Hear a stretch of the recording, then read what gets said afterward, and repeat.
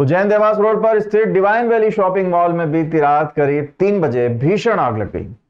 आग ने कई दुकानों को अपनी चपेट में ले लिया और पहली मंजिल के ऑफिस और स्पा सेंटर को भी जलाकर खाक कर दिया। आग ने विकराल रूप ले लिया और देखते ही देखते आसपास की कई दुकानें जलकर खाक हो गई। आग से बाहर रखी बाइक भी जल गई। दुकानदारों का मानना है कि बारिश के कारण बार बार लाइट बंद और चालू होने से शॉर्ट सर्किट हुआ होगा, जिससे आग लगी है। सूचना पर पहुंची फायर ब्रिगेड की 2 गाड़ियों ने आग पर काबू पाया। आग से लाखों रुपए का नुकसान होना सामने आया है।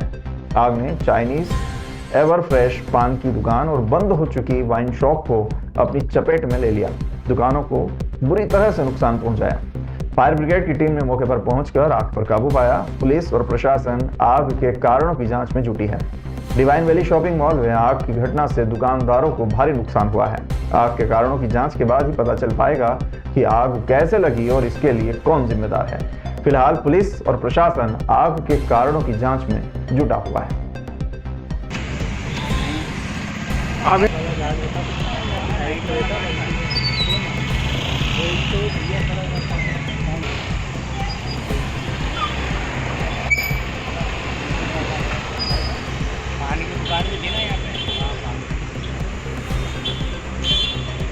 लगने का संकेत दिखा मेरे को, वायर वगैरह जलने की बदबू आई और उसमें मैंने उठ के देखा तो आग लग रही थी अंदर ही अंदर। और फिर मैंने इधर उधर देखा तो कोई नहीं दिखा। फिर मैंने रोड पे आके एक दूसरे को बुला के हेल्प मांगी और दूसरों ने फ़ोन लगाया फायर ब्रिगेड पे ने पुलिस वालों को, तब जाके आई। फिर करीब 40 से 1 मिनट तक इंतज़ार करा फायर ब्रिगेड का। उसके बाद गाड़ी आई 3-4 दमादम और फिर आग बुझाना शुरू कर दिया उन्होंने। काय की दुकानें थी यहाँ? एक तो ये 2 दुकान तो पान की नींद की है, बीड़ी सिगरेट विमल पाउच ठंडा वगैरह नहीं ये है।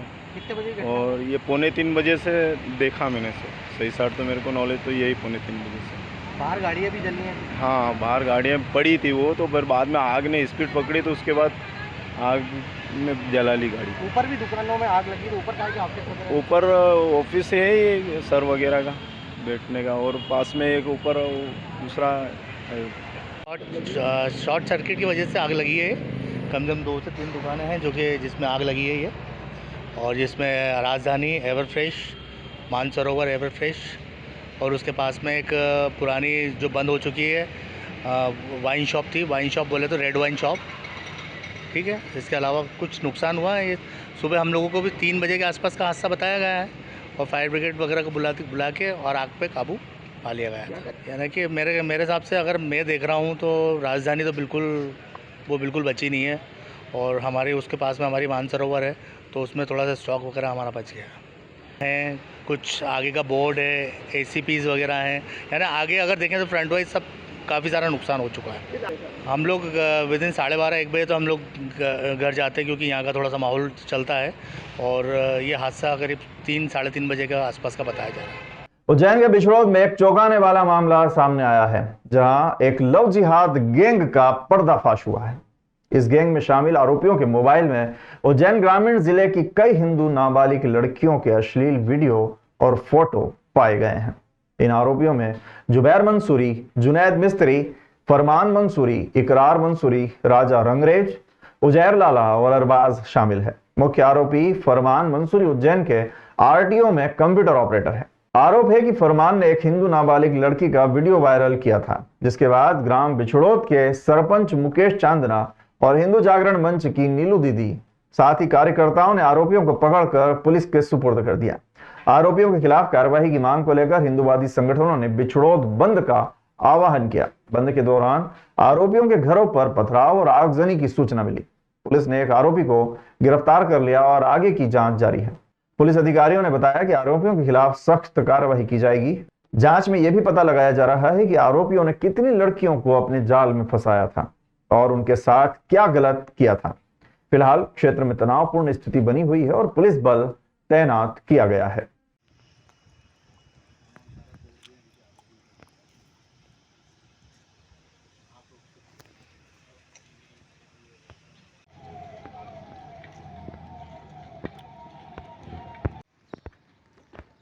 जैसा है वैसा रख रहने दो उसको, मत करो। जैसा है वैसे पड़े रहने दो उसको।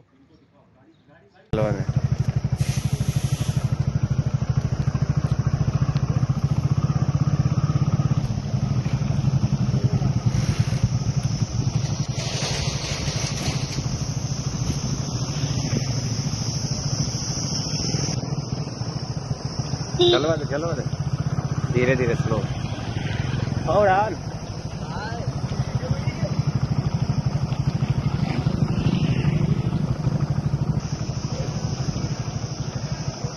कल रात में एक सूचना प्राप्त हुई थी कि एक वीडियो वायरल हुआ है जिसके संबंध में जिसमें जो एक लड़की और लड़के का है उसके संबंध में तत्काल थाना प्रभारी और टीम जब गांव पहुंचे तो ग्रामीणों की मदद से एक मुख्य आरोपी को हिरासत में लिया गया। उसके बाद प्रोएक्टिवली रात में जब उससे पूछताछ की गई और उसके फ़ोन खंगाला गया तो कई लड़कियों के संपर्क में होना पाया गया और कुछ अश्लील वीडियो भी उसके फ़ोन में प्राप्त हुए, जिसके बाद सभी 7 आरोपियों को चिन्हित किया गया और उन 7 आरोपियों को रात में ही राउंड अप कर लिया गया। अभी जो पीड़ित बच्चियां हैं उनके माता पिता से और बच्चियों से संपर्क किया जा रहा है। हमारी महिला अधिकारी भी मौके पर हैं और उनकी काउंसलिंग की जा रही है और उनको प्रोत्साहित किया जा रहा है। अभी 2 बच्चियों की तरफ से FIR दर्ज की जा रही है।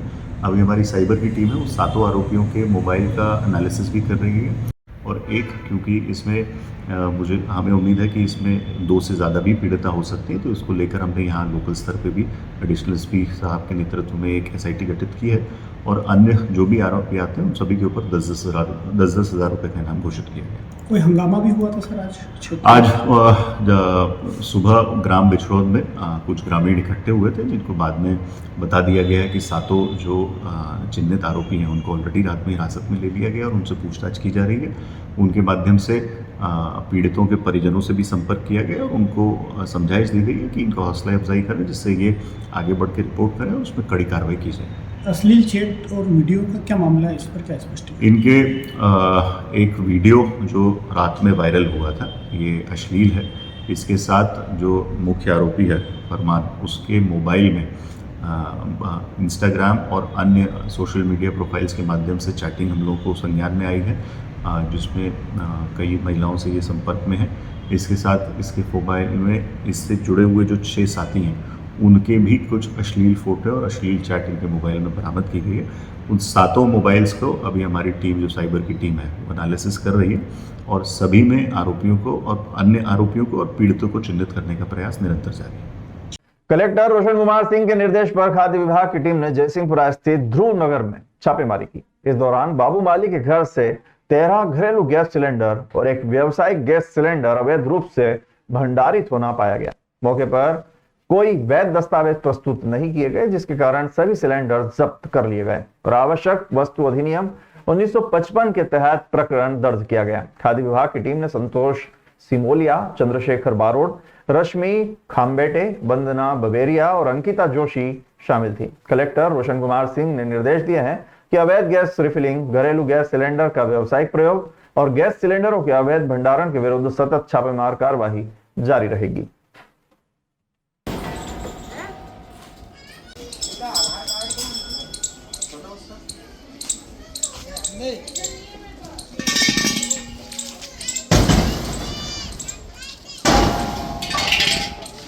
उज्जैन पुलिस लाइन में एक अनोखी पहल के तहत ब्राइटर माइंड सेशन का आयोजन किया गया जिसमें पुलिस कर्मियों के बच्चों ने बढ़ चढ़कर भाग लिया।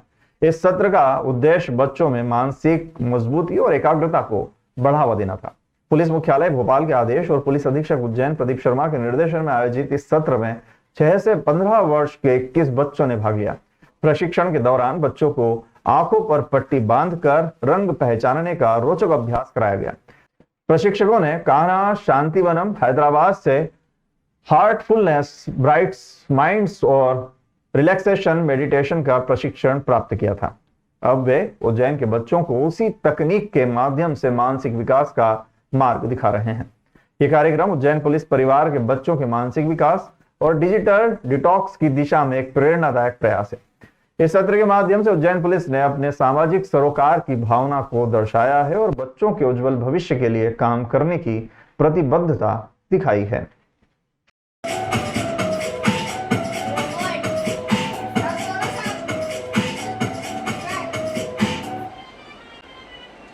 ये वाला हाथ उल्टा हाथ।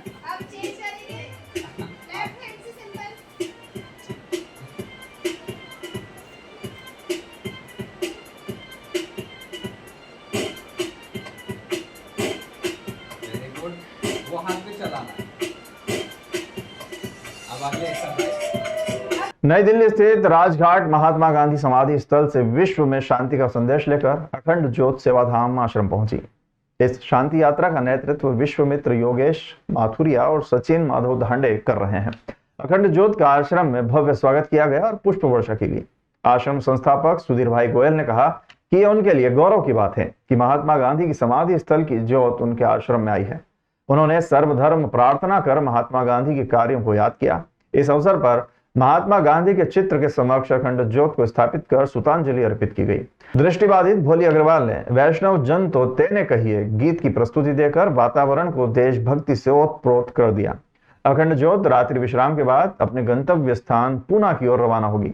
यह शांति यात्रा 21,000 किलोमीटर की पैदल यात्रा, जो कि 11 देशों सहित भारत के 23 राज्यों में गांधी जी की शांति का संदेश फैलाएगी। पीर पराई जाने रे वैष्णो जन तो तेने कहिए जे, पीर पराई जाने रे पर दुखे उपकार करे तो है मन अभिमान ना आने रे वैष्णो जन तो तेने कहिए जे, पीर पराई जाने रे। अंकित ग्राम सेवाधाम आश्रम के लिए एक स्वर्णिम और ऐतिहासिक पल है। आज हमारे योगेश मथुरिया जी, जो विश्व मित्र शांति यात्री हैं, और उनके साथी भाई सचिन जी दिल्ली से गांधी जो समाधि स्थल है, गांधी का तीर्थ है, गांधी का पुण्य स्मरण का स्थान है, वह गांधी का प्रेरणा स्थल है, और जहां गांधी की अमर ज्योति शांति ज्योति का वहां स्थापना की गई थी। देश विदेश के लोग आकर वहां नतमस्तक होते हैं। उस गांधी समाधि की अमर ज्योति, जो कि शांति की प्रतीक है, एकता की प्रतीक है, भाईचारे की प्रतीक है, से वहां ज्योति लेकर भाई योगेश जी और सचिन जी सेवाधाम आए। भारत के इतिहास में ये पहला अवसर है कि गांधी समाधि से और ये ज्योति पहली बार वहां से पूना के लिए जा रही है। आपने वहां एक बहुत बड़ा विश्व शांति स्थल बनाया है, वहां ये अमर ज्योति की स्थापना होगी।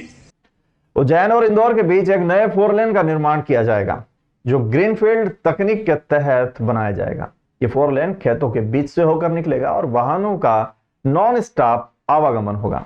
इस परियोजना की प्रशासकीय स्वीकृति मिल चुकी है और सर्वे कार्य भी पूरा हो गया है। नया 4 लेन इंदौर एयरपोर्ट के निकट से शुरू होकर सुपर कॉरिडोर से चिंतामण गणेश मार्ग, चंद्रावतीगंज, अजनौद, खजूरिया, हाथोद सहित कई गांवों से होकर सिंहस्थ बाईपास तक मिलेगा। ऐसे श्रद्धालु इंदौर एयरपोर्ट से 30 मिनट में महाकाल मंदिर पहुंच सकेंगे। साथ ही पीथमपुर के औद्योगिक क्षेत्र को भी शामिल किया जा सकेगा, जिससे उज्जैन से इंदौर तक व्यावसायिक विकास के साथ साथ आवासीय भी विकसित हो सकेगा।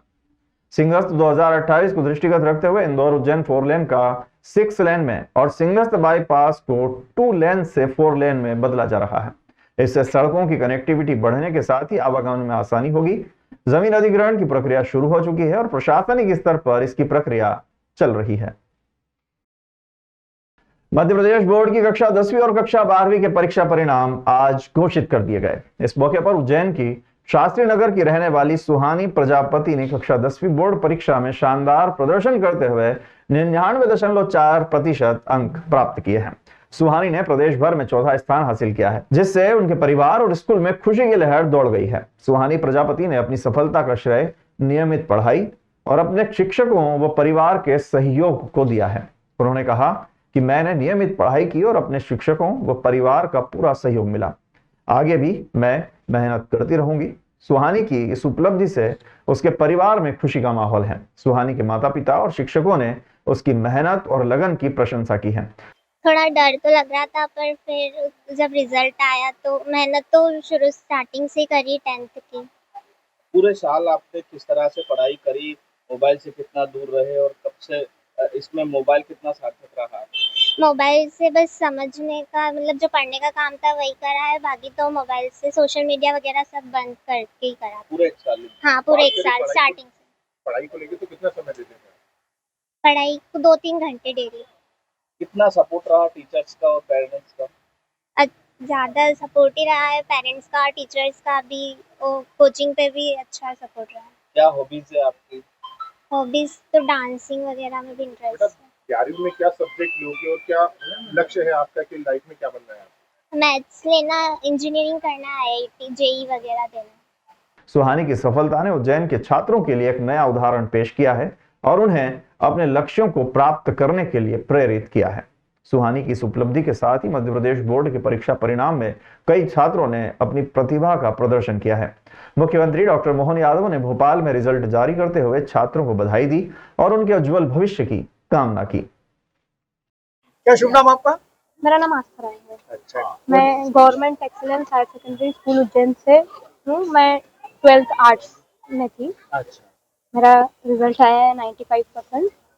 आपने जो इतना मेहनत करी, जो रिजल्ट आया उसके लिए बहुत बहुत बधाई हो। धन्यवाद। पर ये आपने बताया इसके लिए कितने घंटे मेहनत करी आपने? मतलब ऑलमोस्ट 2-3 घंटे पढ़ाई की थी एक्स्ट्रा और स्कूल के बाद, और सर ने बहुत कोऑपरेट किया। तो ऐसा नहीं था कि हम घर जाके मतलब स्कूल में एक्स्ट्रा नहीं पढ़ सकते, हम सब स्कूल में ग्रुप स्टडी करते थे, तो सर का बहुत कोऑपरेशन था। आपका लक्ष्य क्या आ गया? आप क्या बनना चाहते हैं? सर प्रोफेसर, कॉलेज प्रोफेसर बनना है, संस्कृत में, संस्कृत लैंग्वेज में। आपकी कोई हॉबी है? सर म्यूजिक वगैरह। परिवार का कितना सहयोग रहा? आप परिवार सर परिवार का भी फुल सपोर्ट रहा। मेरे पेरेंट्स बहुत सपोर्टिव हैं, मेरी सिस्टर भी काफ़ी सपोर्टिव है मेरे लिए। है कि यहाँ से उत्कृष्ट विद्यालय माधवनगर से स्टेट मेरिट में 4था स्थान सुहानी प्रजापति ने प्राप्त किया है। इसके लिए उसको बहुत बहुत बधाई है और बच्चों की बहुत मेहनत भी रहती है, और जो विद्यालय की तरफ से जो उत्कृष्ट परिणाम लाने के लिए प्रयास किए गए उसमें हमने त्रैमासिक परीक्षा के बाद ही बच्चों को चिन्हित कर लिया था, और उसके बाद प्रत्येक शनिवार के दिन हमने हमारे यहाँ के जो विषय विशेषज्ञ हैं उनकी एकेडमिक सेल बना दी थी। वो एकेडमिक सेल इन बच्चों से प्रत्येक शनिवार को चर्चा करती थी, और जो कमज़ोर उनके अवधारणाएँ प्रत्येक विषय की, उनको हम कैसे सॉर्ट आउट करेंगे और कैसे हम उसको बेहतर कम टाइम में अच्छे अंक प्राप्त करेंगे, इसकी टिप्स हमने टारगेट बना लिया था सितंबर के बाद से। तो हम इस पे लग गए थे और हमारा टारगेट था कि हम बहुत सा मैक्सिमम स्थान यहीं उत्कृष्ट माधवनगर से जाएं। तो अभी एक स्थान तो हमें प्राप्त हो चुका है, और अभी आगे भी डिस्ट्रिक्ट में भी है हमारा एक और स्थान।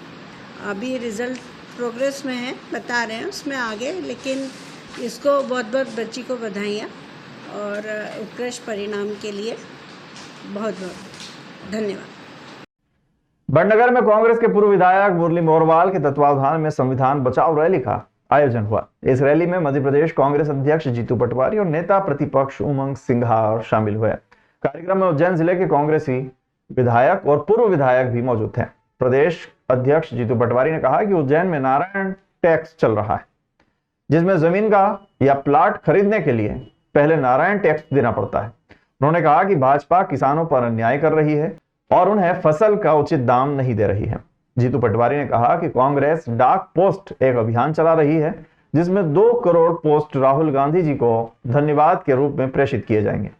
कार्यक्रम में नेता प्रतिपक्ष उमंग सिंघार का कांग्रेस नेता प्रेमचंद द्वितीय त्रिवेदी ने जोरदार स्वागत किया। जीतू पटवारी ने प्रशासन को चेतावनी देते हुए कहा कि अगर किसी कांग्रेस कार्यकर्ता को प्रशासन द्वारा परेशान किया गया तो अगली बार पूरे मध्य प्रदेश में कांग्रेस विधायक थाने पर बैठकर घेराव करेंगे और वहीं भोजन भी करेंगे। उन्होंने 5 मोदी गारंटी दी, कहा गेहूं का दाम 2700 करेंगे, 3100 धान का करेंगे, 450 का गैस सिलेंडर देंगे। इन्होंने कहा 3000 हम लाडली बहनों को देंगे। इन्होंने अलग अलग तरह से अलग अलग बातें की, 2.5 लाख नौकरियां देंगे। एक मोदी गारंटी पूरी नहीं हुई।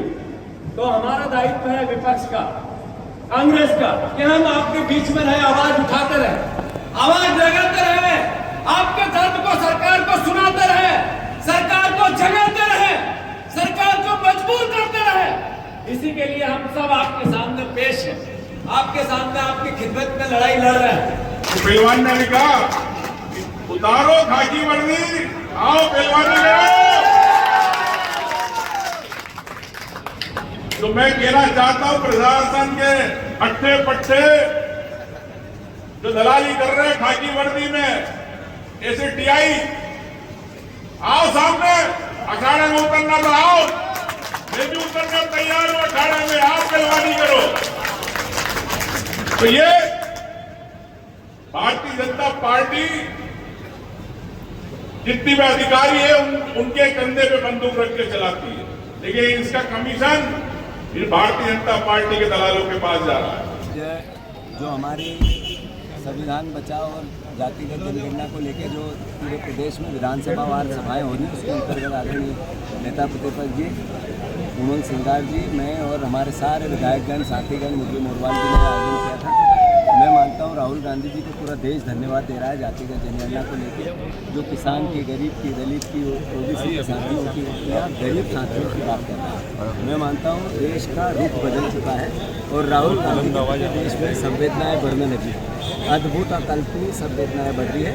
ये एहसास हो रहा है, इस बात का एहसास हो रहा है कि देश में जो राहुल गांधी मुद्दे उठाते हैं वो देश की जनता को छूटे हैं। और मैं मानता हूँ मैं कांग्रेस का सिपाही हूँ, मैं अपने आप को चाहे मीडिया की आवाज़ दबाना, चाहे कॉमेडियन की आवाज़ दबाना, चाहे किसानों को की आवाज़ दबाना, चाहे युवाओं को नौकरी नहीं, तो देश के अंदर कोई भी सरकार है उसको बहुमत से बनती है।